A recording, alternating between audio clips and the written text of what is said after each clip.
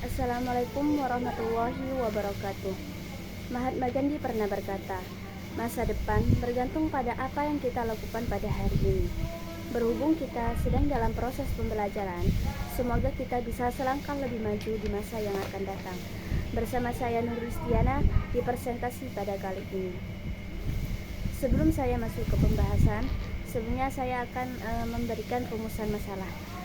Jadi yang pertama, mengapa ketika masa Nabi itu hadis tidak boleh ditulis bahkan dibukukan, namun nyatanya sekarang hadis boleh ditulis bahkan dibukukan? Apa yang melatar belakangi diperbolehkannya di menulis hadis dan pembukuan hadis?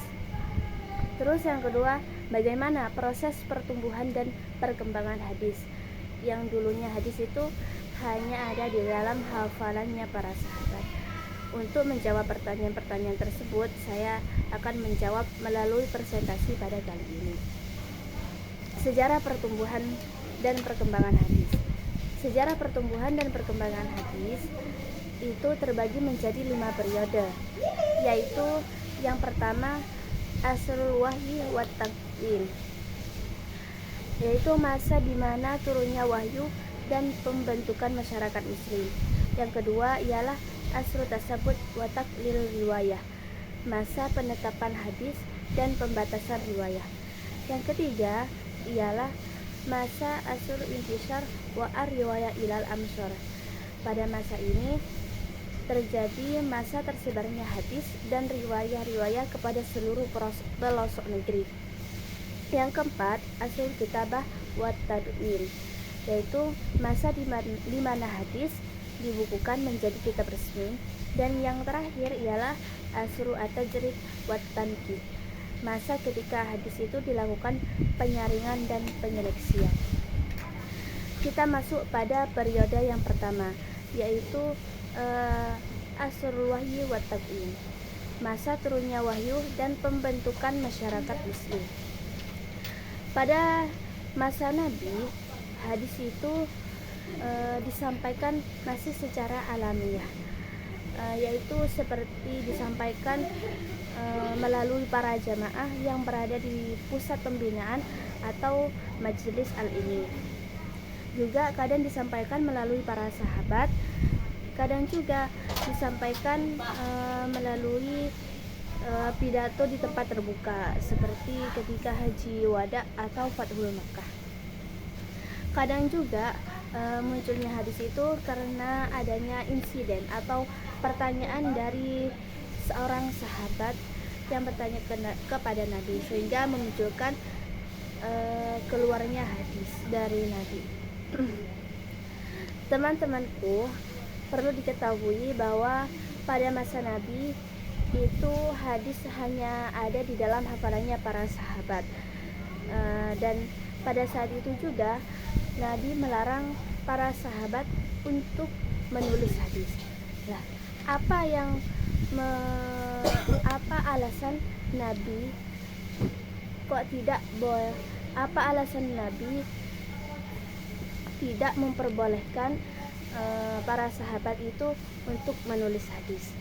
Yaitu yang pertama, karena pada saat itu Nabi khawatir akan tercampur antara Al-Quran dan hadis, karena pada waktu itu sahabat masih memfokuskan dirinya terhadap Al-Quran. Yang kedua, itu karena kuatnya hafalan para sahabat dan mayoritas mereka tidak memiliki skill dalam tulis menulis. Jadi pada waktu itu juga para sahabat masih belum mempunyai skill dalam tulis dan menulis. Yang ketiga, sahabat pada waktu itu perhatiannya masih fokus pada Al-Quran. Seperti yang saya sebutkan tadi, para sahabat waktu itu masih memfokuskan dirinya terhadap Al-Quran. Dan yang keempat ialah karena adanya larangan khusus dari Nabi, yaitu dalam sebuah hadis, la taktubuani wa man katabani ghairal Qur'an falyamhu, yang artinya, janganlah kalian tulis riwayat dariku. Barang siapa yang menulis riwayatku selain Al-Quran, hendaklah ia menghapusnya. Karena adanya hadis tersebutlah para sahabat itu tidak menulis hadis. Kemudian ternyata di samping Nabi melarang untuk menulis hadis, justru Nabi memerintahkan untuk menulis hadis. Hal tersebut dikarenakan pada saat itu ada sebuah peristiwa seorang sahabat yang bernama Abdullah bin Amr itu sedang menulis hadis yang didengar dari Rasulullah SAW itu untuk dihafalkan. Kemudian orang Quraisy menegurnya kepada Abdullah bin Amr itu dan berkata bahwa Nabi itu hanyalah manusia biasa. Kadang dia berbicara di saat senang, kadang juga berbicara di saat sedih. Kemudian sahabat itu hanya terdiam. Sahabat Abdullah bin Umar kemudian melaporkan kejadian tersebut kepada Nabi. Kemudian Nabi berkata sambil menunjuk kepada lisannya, "Tulislah, demi zat yang menguasai jiwaku, tidaklah keluar dari mulut ini kecuali yang benar." Karena atas dasar inilah kemudian para sahabat itu menulis hadis. Di samping Nabi melarang atau memerintah untuk menulis hadis, ternyata ada alasannya tersendiri. Para ulama itu menyimpulkan maksud dari larangan penulisan hadis ialah karena adanya kekhawatiran tercampur antara Al-Quran dan hadis, dan ketika kekhawatiran sudah hilang maka tidak ada lagi larangan untuk menulis hadis. Jadi pada alasan Nabi melarang untuk menulis hadis itu karena adanya kekhawatiran takutnya tercampur antara Al-Quran dan hadis. Ketika kekhawatiran itu sudah hilang, maka sudah tidak ada larangan lagi dalam penulisan hadis. Yang kedua ialah khawatir mencampurkan antara Al-Quran dan hadis, sedangkan yang tidak, maka mereka mendapatkan legitimasi menulis hadis. Yang ketiga, alasan mengapa Nabi itu melarang untuk menulis hadis ialah sahabat yang menulis hadis itu secara resmi. Jadi larangan untuk menulis hadis itu yang ditulis secara resmi, sedangkan Nabi itu memerintah untuk menulis hadis itu secara pribadi. Kita masuk pada masa yang kedua, yaitu masa Khulafa Rasyidin atau yang dikenal dengan era Asrul Tasabut wa Taqlil Riwayah. Pada masa ini ialah masa di mana penetapan hadis dan penyempitan riwayah. Jadi pada masa ini tidak sembarang orang mempunyai hadis bisa langsung diterima. Bagi orang yang mempunyai hadis itu harus mendatangkan saksi, dan apabila saksi tersebut mengiyakan atau berkata benar bahwa orang yang mempunyai hadis itu memang benar, maka hadisnya bisa diterima. Terus kenapa ketika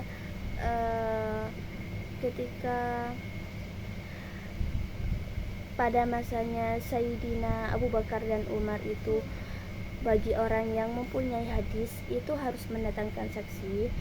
Dikarenakan pada waktu itu agar sahabat tidak asal meriwayatkan.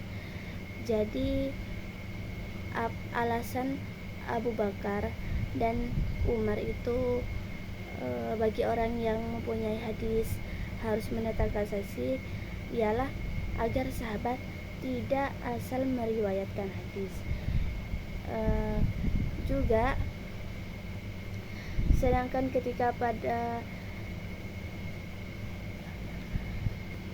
yang kedua, agar mereka berhati-hati dalam meriwayatkan hadis.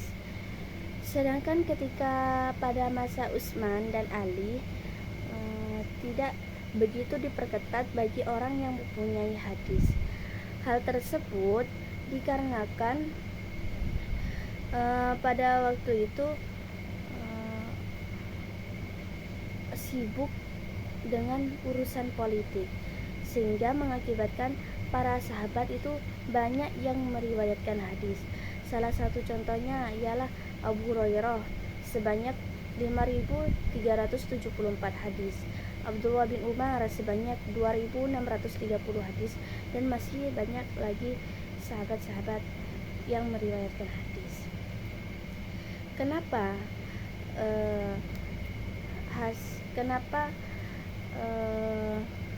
hadis yang diriwayatkan oleh para sahabat itu jumlahnya berbeda? Yaitu yang pertama, karena perbedaan waktu masuknya Islam. Jadi kenapa alasan jumlah riwayat yang ditulis, jumlah riwayat hadis itu jumlahnya berbeda-beda dengan sahabat yang lain? Dikarenakan pada waktu itu perbedaan masuknya Islam. Yang kedua, perbedaan kesempatan bersama Rasul. Jadi ketika sahabat itu lebih banyak bersama Rasul, lebih memungkinkan mereka akan lebih banyak menerima hadis dari Rasul. Yang ketiga, perbedaan kesanggupan bertanya pada sahabat yang lain. Dan yang keempat, perbedaan usia yang panjang. Jadi bagi seorang sahabat yang lebih panjang usianya, maka itu lebih banyak meriwayatkan hadis. Yang ketiga ialah masa sahabat kecil, yaitu dikenal dengan masa Asrul Intisar wa Ar-Riwayah. Pada masa ini dikenal dengan masa tersebarnya hadis dan riwayat-riwayat kepada seluruh pelosok negeri. Karena pada saat itu daerah kekuasaan Islam sudah tersebar ke seluruh pelosok negeri. Tidak hanya di kawasan Asia saja, bahkan sampai ke Spanyol. Di samping itu, para ulama penghafal hadis itu juga berhijrah, juga menyebar ke wilayah kekuasaan Islam. Hal ini dikarenakan adanya faktor politik seperti sebagai gubernur dan lain sebagainya. Selanjutnya, pusat-pusat yang ditempati para ulama-ulama penghafal hadis tersebut itu akan menjadi pusat pembinaan hadis seperti di Madinah, Mekah, di kota Yaman dan Irak dan lain sebagainya. Yang keempat ialah masa tabi'in, yakni masa atau dikenal juga dengan masa Asrul Kitabah wa Tadwin, yaitu masa di mana hadis dibukukan menjadi kitab resmi. Tokoh yang terlibat dalam pembukuan hadis ialah Khalifah Umar bin Abdul Aziz. Jadi yang mempelopori atau yang membukukan hadis atau yang menulis hadis itu adalah Khalifah Umar bin Abdul Aziz. Alasan Umar bin Abdul Aziz itu membukukan hadis ialah khawatir meninggalnya para sahabat penghafal hadis. Jadi